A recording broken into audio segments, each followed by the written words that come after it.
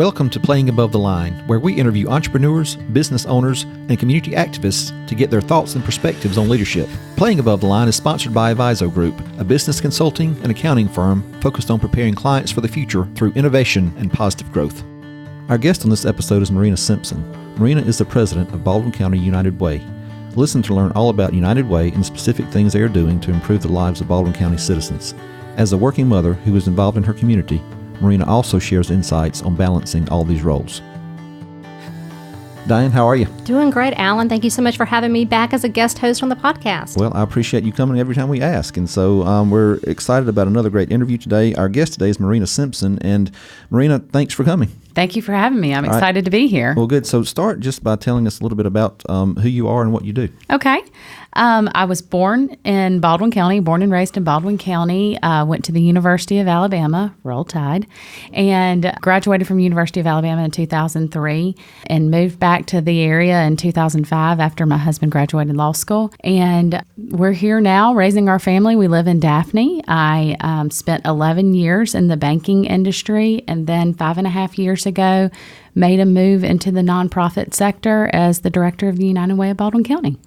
Very good. So what was the genesis of that move? I mean, 11 years in banking. So what made you decide to make the move into not-for-profits? Because it's a different world, I would It's think, absolutely a different world. I had been involved with the United Way for many years. I was on their board when I made the move, and when our previous director, Rebecca Byrne, resigned, she actually reached out to me and asked if I would consider it. And I started thinking about it, and I started looking where my passions were, where my heart was, and it was in community service and helping others. And so I decided to make the jump and have never looked back. One thing I want to ask you, Marina, is that as a former banker, we used to think that we wore a lot of hats.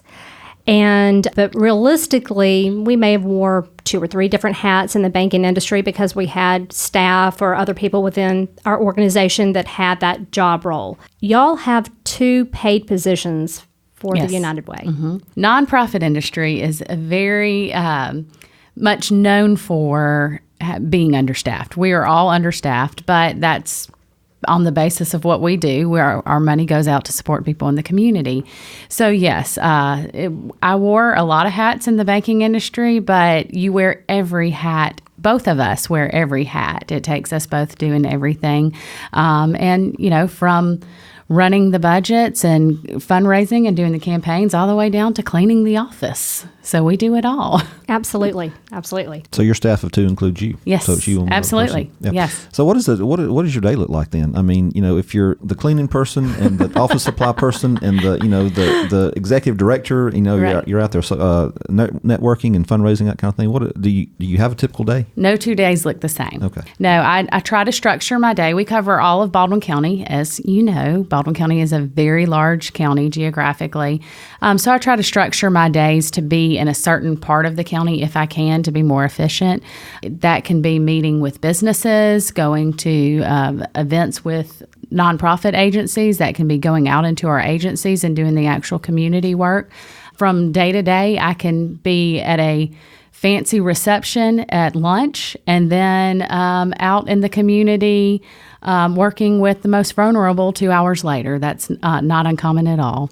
So with that being said, in regards to the need in Baldwin County, sometimes we kind of get into our bubble and we really don't see that Baldwin County has a need for the agencies that are around and the need for United Way. So I'd like to hear a little bit about how that has really changed and evolved over the last 5 to 10 years. Well, the struggle with Baldwin County is that if you want to just look at the beauty and the wealth, you can. But that does not mean that the need is not there. We have all of our communities have need. Gulf Shores, I use Gulf Shores as an example. Their poverty rate is 19% based on the U.S. Census Bureau. And you wouldn't think that, but it's a tourism community, and where are all the jobs coming from? And so these people live and work in the community, and they're struggling to make ends meet. And so we can see the wealth. It's very beautiful here. We have a lot of great resources here, but we can't put our head in the sand and not recognize the need that is in our community. So with that, obviously with having 2 employees, you can't do it on your own. I have been involved with the United Way over, I'm going to say the last few decades of my career, serving on the board at 2 different terms. You desperately rely on your board members in regards to being able to get your job, assist you with your job. And then one other thing in regards to that is you've also gone a step below and brought in people that are younger and have a youth board. I think that a youth leadership board. Yes. So I'd like to hear a little bit about the 2 different boards and how that assists you in regards to getting your job done. Okay, absolutely. Yes, our board is very important to us. We have 18 board members, and we strategically seat our board based on geographic areas of the county. We want to make sure that at all times, all of our county is represented. So we have board members that make up from our corporate community. Those are our lifelines out into the community. They reach out and help us with networks, help us getting into companies and getting our word out there, helping us with that fundraising. The board makes all of our financial decisions for the community. And I want to say that's one thing that I love so much about the United Way. While you have the worldwide network and you have the worldwide brand, every United Way is its own individual entity. So what the decisions that are being made on what is being supported in Baldwin County are made by the 18 board members sitting in our office in Foley, not somewhere else telling us what our community needs. So I think that's very important. Our board members put in a lot of time for us and are vital to the success of our organization. But we also recognize that we've got to do our part with the next generation. I have 2 children. It is very important to me that my children know how to support the community, that it's not just about them, that they need to reach out and help others. So what we want to do is cultivate the next generation. And we thought the best way that we could do that is to reach out to high school students. And so we started about, I want to say 4 to 5 years ago, a youth board. And that youth board is made up of high school seniors at all of our Baldwin County high schools in the county. And they sit in our board meetings just like a regular board member. They participate in volunteer activities throughout the year. They fundraise in their schools, and they go and interact in our agencies. And the reason why we do all of that is what we want is when these students go off to college and they come back, hopefully to Baldwin County, but really no matter where they go, we want them to know what it means to serve the community, to have that civic engagement. So many times we lose our 22 to 30 crowd because they don't know, they've never been exposed to how to serve on a board, how to get involved in the community. So we want to break those barriers and encourage our students to have that skill set for when they come back after college and start plugging into the community. I think that's very neat. And I had no idea that was a part of what you're doing, but that's an absolutely wonderful way to teach civic involvement and that kind of thing at an age when most, let's just face it, most seniors in high school aren't thinking about that, right? Right, so, absolutely. Now, I do want to circle back because a lot of times we take for granted that people know exactly what the United Way does or what it is. So can you just kind of explain basically what the purpose of the United Way is and what you do? Absolutely. Our mission is to improve the lives of Baldwin County citizens. Simple, but that's what our mission is. And so we do that. We focus in 3 different areas: health, education, and financial stability. The reason why we focus in those 3 areas is that we believe if we can increase the health stability of our community, if we can increase the financial stability of the community, and we can make a better education for our students, then we will have a more viable community. So those are the 3 areas that we focus on. We work with community partners, our nonprofit agencies. We have 32 agencies in Baldwin County that support one, if not more, of those 3 buckets. So all of our agencies are going to fall into one of those 3 buckets. They are the boots of the street out in the community doing this vital work. I say all the time, we have a good community in Baldwin County because of our nonprofit agencies. If we didn't have those nonprofit agencies in our community doing what they do day in and day out, Baldwin County would not look the way it looks. And so we're very, very invested in our agencies. We also run several programs in-house. The largest of that is our Medical Partnership for Children. The Medical Partnership for Children is very unique because as far as we know, we're the only United Way in the United States that offers this program. It was started 25 plus years ago by a gentleman and his wife who he had been diagnosed with cancer, and he needed a surgery for his diagnosis, and his insurance had maxed out. So his employer and community came around him, fundraisers, and raised all this money for him to have this surgery. Well, before the surgery, he and his wife had a discussion on what would happen if I don't make it to the surgery. What would we do with this money? And they both decided that they wanted something where we could focus on the medical needs of students in the community. His wife was a school nurse. So unfortunately, he passed away. But after he passed away, his wife came to the United Way and said, we need to start a fund. What can we do? So they put their heads together and started the Medical Partnership for Children. So what that looks like is if a student comes in to see the school nurse at any of our public schools in Baldwin County, and they may have a headache. They may be coughing from asthma. They can't see the board because they need glasses, whatever the case is. And they are either uninsured or underinsured. And I stress underinsured because we all know the cost of health care is going up and up. Right. So you may have insurance, but you can't afford the high deductibles or the high copays that come along with that. So if they're uninsured or underinsured, the United Way actually steps in and takes care of the medical visit for that child as well as any prescriptions that are needed for that.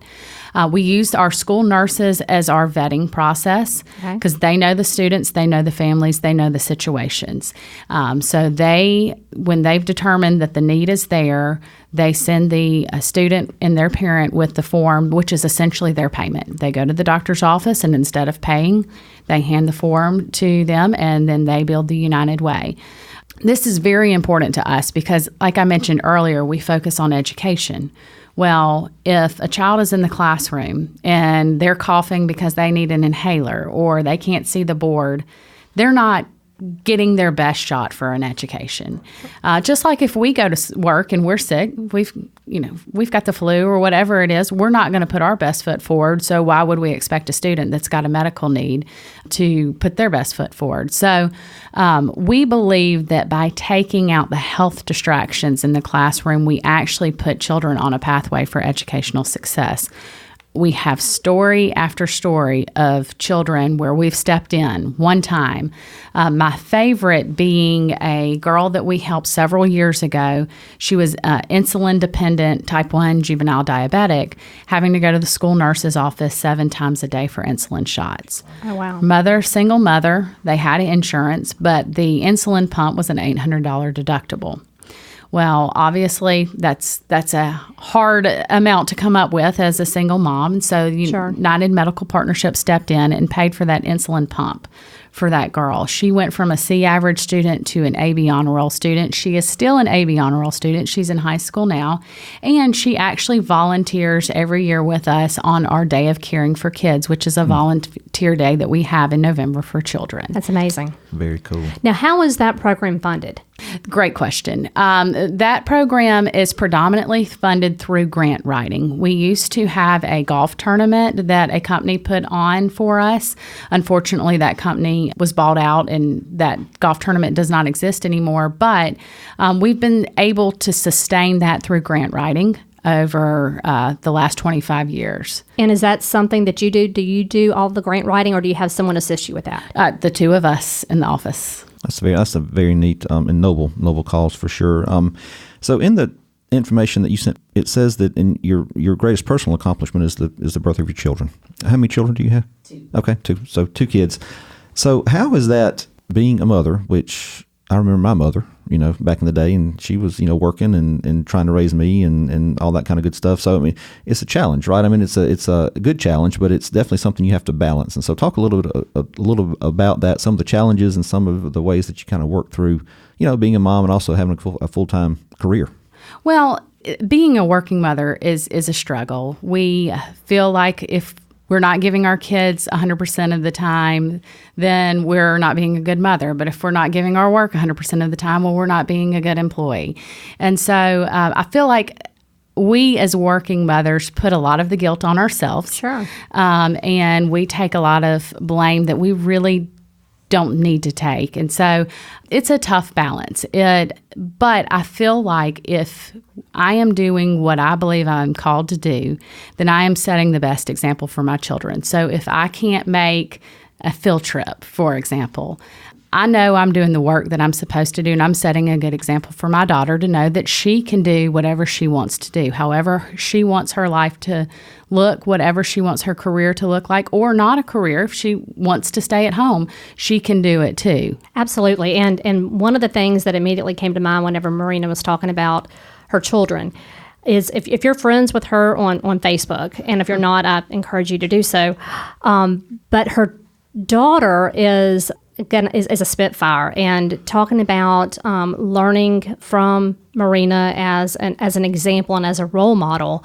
You see that young girl that is just giving back, looking for ways to make a difference in the community, even at a young age.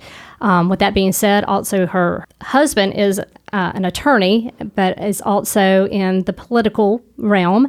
And you can see her son just falling right into Matt's footsteps as well. So talk about a little bit about both of them. Well, I feel it is very important to me that my children know what it means to help others. I believe firmly and wholeheartedly that you're blessed to be a blessing.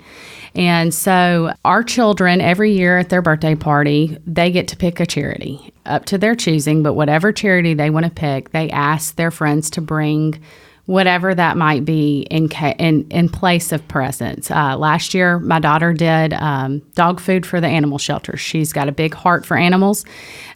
This year, she did books for her school library. And my son has done that for several years now, too. It's very important to me that we cultivate the next generation, that we're it's very easy to get into a selfish mindset. It's very easy to look and see what someone else has that's more than you.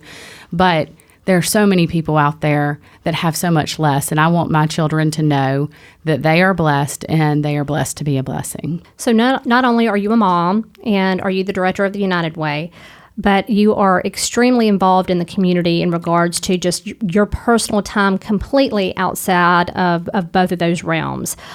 We both serve on the Eastern Shore Chamber Board, and not only is she obviously there at all the board meetings, but the chamber events you see Marina at, but in covering the entire county, that has to be a bit of a challenge in regards to getting plugged in all the different communities. So how do you go about doing that?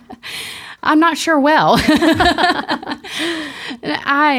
Like I said earlier, I try to divide my time throughout the county. I try to reach out to our board of directors and kind of get them to help me with networks and communities. Obviously, the community that I live in and the community that my office is in, those are a little easier to plug into because I'm there more. But I reach out to my board of directors to help me and say, hey, where can I get plugged in this community? We are members of all 5 chambers at the United Way. That's very important to us because that helps us be a network into the community and get our messaging out. All right, Marina, this pains me to go here, but I've got to. Uh-oh. On your bio sheet that Carrie gave me, it says that one of the leaders that you admire is Nick Saban. And it pains me because my son goes to Auburn and my money goes to Auburn, so I think my allegiance lies, in the other camp. But I agree with you. He is absolutely, when you look at him and what he's accomplished, both on the football field and off, as far as the kind of men that I think that he's generating out of the Alabama football program, it's very impressive. So what about him appeals to you, and what do you think is so special about him and his leadership? Look at Jalen Hurts. Enough said. Yeah, look at that situation. Yeah, you're right. That and I have full confidence that a lot of that was his upbringing as well. Sure. But that type of it's not about me. What I like about Nick Saban is that he cultivates a team mindset. It's not about you. It's about something bigger than you. And again, at United Way, it's not about us. It's about something bigger than us. So I really love the way that Nick Saban cultivates that mindset. And Jalen Hurts is one of many examples, but one of probably the most shining examples of that. It's bigger than you. It's about the team. I think that Nick Saban has a level of discipline that very few people have, and I'm very impressed with that. But overall, it's his ability to get people to move in a direction to not be selfish, to focus on something bigger than them. Well, speaking of leadership styles, I'm curious to see how you use your leadership in regards to the board. And where I'm going with that is that I think it's more simple to develop your leadership team when you have a consistent team from year to year. You have loyal employees that have been working with you for 5 years, 10 years, 20 years. But with your board is constantly changing after, several years. So how does the transition from year to year with your board and then your leadership style, how do you handle that transition? Every year when we have new board members come on, I do a onboarding of the new board members. I go through the business side of the United Way. How are the board meetings going to look? What is the board responsible for? What is the staff responsible for? All of that information. But then I really segue into the mission of the United Way. And I focus on the difference we are making in the community. By doing that, it helps that onboarding process. It helps board members become engaged because then they believe in the passion, and then we go from there. So while I do give them the business specifics, I really focus on developing the mission aspect of a board member, because once you have that buy-in, you're going to be our advocate. All right, absolutely. So looking forward, the next 2, 3, 4 years at the United Way specifically, what's your vision? I mean, where do you want to see the United Way of Baldwin County in 5 years down the road? Well, as at the rate that Baldwin County is growing, we have no choice. We have to grow. Okay. I say it all the time, with more people coming into the community, we have more economic benefits, but we also have more social problems. Mm-hmm. We work heavily with getting out the message of drug addiction in our community. Being in a tourism community, we do have more drugs that come into our community than a community that doesn't have a lot of turnover, if you will, with people or new people coming in. So we're out there. My goal for the next 5 years is for us to grow financially, obviously, so that we can support the programs in the community, but to get that word out of the problems in the community and what we're doing to solve those problems in our community. So this year, you had a kickoff where you tell everyone what the goal is for this year. So would you like to let everyone know that's listening into this podcast what your goal is for this year? We set a goal every year. We set a goal basically for our staff and the staff, and I mean the two of us, to focus on where we are. Are we moving forward? Are we growing? And our goal this year is $900,000, but I encourage everyone to not look at that number and to look at our overall impact. $900,000 is $900,000. That is a lot of money. I'm feeling good right now that we are going to meet that goal this year, but our impact doesn't stop at $900,000. All of the volunteers, all of the people in the community, it takes more than just the money. And so the money is important. It has to be there if you're going to have a successful community change, but the impact is so much greater than just the dollars. And if somebody wants to donate to United Way, typically how can they do that? Any way they want to. We have our traditional method is the payroll deduction campaign. So the United Way was basically founded on this idea that everybody can do a little. And if everybody in the community does a little, then nobody has to do a lot. And so that's where payroll deduction came in. So we partner with about 150 businesses in Baldwin County, and they go to their employees and say, hey, would you consider doing a $5 a paycheck gift to United Way, a $2 a paycheck, whatever the case may be, something small, something attainable, and something that over the course of the year, adds up to be a decent donation. But it's a lot easier to give $5 a paycheck than it is to write a $200 check at the end of the year. And so that is our main line of revenue, is our payroll deduction campaign. We do have many individual donors who write their check 1, 2, 4 times a year to support the United Way. We have corporate partners who give corporate gifts to us as well. And then we have fundraisers throughout the year. We're moving into a generation where more and more people are on a 1099. So payroll deduction, how does that fit in? So we have shifted over the past 4 to 5 years, doing more fundraisers, doing more events that would bring people to the table that may not work for a company or have the opportunity to do payroll deduction, but need to hear about United Way, learn about United Way. So the clay shoe, that's relatively new to United Way. So Alan and I have actually been on a clay shoot team at one point in time. We shot at clays. We did. We didn't hit a whole lot. Well, No. Diane, I think you hit more than I did, but I didn't hit a whole lot. So. But we had fun. We did. Had a good time. Right. Had a good time. So that's something that we need to look into, is the United Way clay shoot that may be coming up. And they've got great T-shirts. Yes, absolutely. We have the best. So obviously, I mean, you have an impact on many lives because of the work that you do through the United Way, right? Can you speak to maybe a person or two who has had an impact on your life as far as maybe a mentor in your personal or professional life? I've had several mentors along the way. I believe that mentors are very important. I also believe it's very important to be a mentor to others coming up behind you. Right now, my biggest mentor is a lady by the name of Shannon Ammon. She runs the Alabama Association of Nonprofits. Essentially, she speaks for all nonprofits in Alabama. She helps us with knowing what laws are changing, what rules we have to apply, as well as just getting our voice out in the community and our voice heard in Montgomery and in Washington. She is probably right now my biggest mentor in the professional world. She gives great advice. I know of no other person that knows the nonprofit industry as well as she does.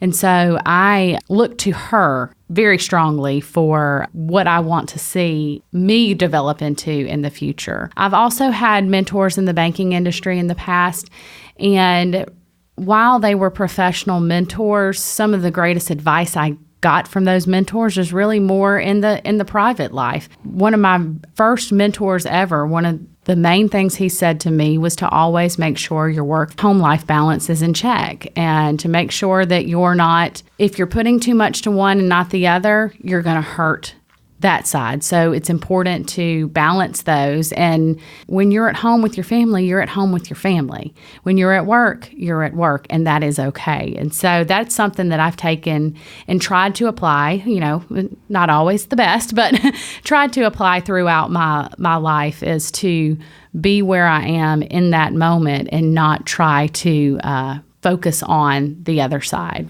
One of the ladies that a consultant that we work with, uses the term work-life integration, because she says, and I fully believe, I agree with her, that there's never going to really be a balance. I mean, sometimes your work life is going to win, sometimes your family life is going to win. Absolutely. Yeah. But I think the key is what you said: make sure that you're present in whichever one you Right. happen to be, involved in at that time. So Right. that's great advice. Yeah, so true. Do you have? Are you a big reader, or do you? Yes. Okay. All right. Well, good. I read a lot. Okay. Yes. Okay. Well, so do you have a book or an author that you have either recently read or you have in the past that's made an impact on you? My standard book that I go to every year, I try to read or listen to it once every year, is Good to Great by Jim Collins. Classic book. Most people in the professional world have read it or should read it if they haven't. I just think that it gives such insight in what makes good companies, good organizations move to great companies and organizations, and what keeps good companies at good companies. One of my favorite illustrations in that is the level 5 leadership, and how do you become a level 5 leader. So I try to listen or read that every year just to kind of keep it fresh. Recently, I read a book that was very impactful, and it was called The Gifts of Imperfections by Brené Brown. I like that title. Yeah, that's the new one that we have not heard about. So. Looked at that title, and it made me a little uncomfortable, which Sure. is why I knew I needed to read it. And it talks about how I am a type A overachiever. I am a perfectionist, and that can really stress a person out. And so it talks about how you can embrace the good and embrace not being perfect. And so I just found a lot of value in that book. And it's actually one that I've said I will go to and read every year as a reminder as well. Well, you have inspired me, because Good to Great has been sitting on my nightstand for over a year. And I keep looking at it, but I have not grabbed it to be able to read it. So you have now motivated me to grab it and start reading it. So very good. Those are good resources. I appreciate that. So as we wrap up, one more question. Obviously, your kids are very important to you. So as you parent them and mold them and kind of try to help guide them to the young adults that you want them to be, what is your one hope for them as you look to their future? So when they're 21, I mean, what is your hope for them? I mean, as far as where they are in their life, what they're doing. I mean, can you talk a little bit about that? My hope for my kids would be that they know they're loved, that they know that Matt and I are here for them, they can talk to us. And my hope outside of the inside of our family is that they care about others. I do not want to raise selfish children. I want my children to know what it means to help. I want them to know what it means to look at others and be a hand up to someone else. Well, Marina, I can just say that you and Matt are off to a great start. Y'all have some awesome children, and thank you. They're precious. Marina, thanks so much for coming. Thank you. Thank you for having me. To learn more about and support the United Way, please visit www.unitedway-bc.org. You can also click on the links in the show notes to follow them on social media. We hope you enjoyed today's episode, and if you did, be sure to rate, review, and subscribe on iTunes and Spotify. It definitely helps us in the ratings, and it also makes it easier for other folks to find the podcast. As always, a big thanks to producer Carrie Wolf and editor Johnny Gwynn. Playing Above the Line is sponsored by Aviso Group. If you want to know more about who we are and what we do, you can visit our website at avisogroup.com. That's AVIZO group.com. You can also check us out on Instagram, Twitter, and Facebook. Thanks for listening.